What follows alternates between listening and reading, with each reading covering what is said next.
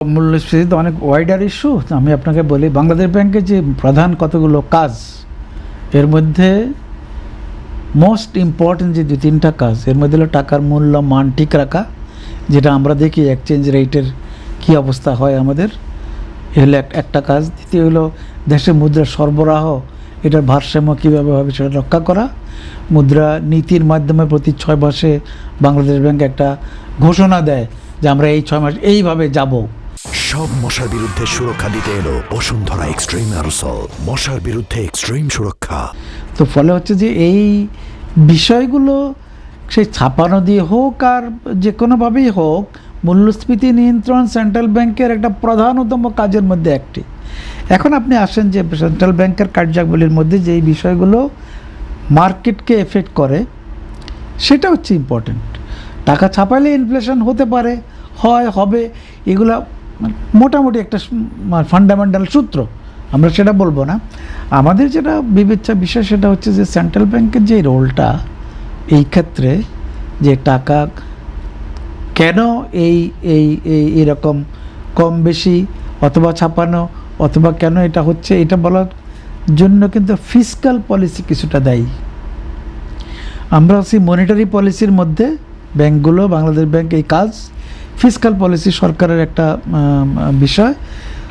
যখন গভর্নমেন্টের revenue shortfall থাকে, আপনারা জানেন অনেক টাকা রেভিনিউ শর্টফল, 60,000-70,000 কোটি টাকা শর্টফল, তার মানে সরকারকে ব্যয় নির্বাহের জন্য তার টাকা তো দরকার।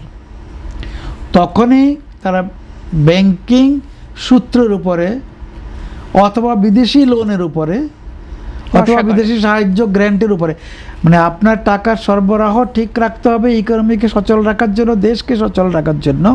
সেই ক্ষেত্রে তারা সেন্ট্রাল ব্যাংক থেকে হোক আর কমার্শিয়াল ব্যাংক থেকে হোক এই টাকাটা জোগাড় করতে হচ্ছে। তো ফলে ফিসকাল মেজারের কারণে এই মনিটারি মেজারের উপরে এই চাপটা আসে। যখনই গভর্নমেন্ট বোরিং অনেক বাড়তে থাকে, তখন আইডিয়াল সময়ে সেটা কিন্তু ব্যাংকগুলোর লেন্ডিং ক্যাপাসিটি কমায় দেওয়ার কথা। ক্রেডিট ডিমান্ড কম বলে আমরা সেটা এখন ওইভাবে টের পাচ্ছি না। যদি বুমিং ইকোনমি ক্রেডিট গ্রোথের দিকে থাকতো, তাহলে আপনি দেখতেন যে ব্যাংকের লিকুইডিটি ক্রাইসিস এখন কি পরিমাণ হতো, যেহেতু গভর্নমেন্ট বরোয়িং বেশি।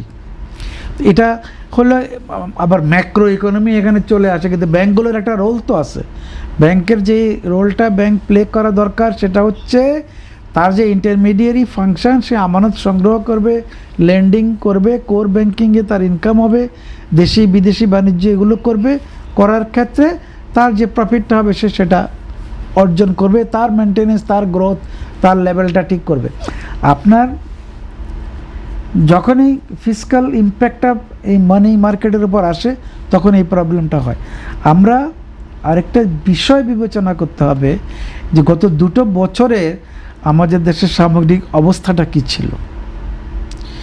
আগের রিজিমের শেষ দিকে কিছুদিন অনিশ্চয়তা ছিল, দেন ইন্টারিম গভর্নমেন্টের সঙ্গে দেশি বিদেশি সবাই ওয়াচের মধ্যে ছিল, কোন দিকে যায়, কি হচ্ছে, পলিসি কি হচ্ছে।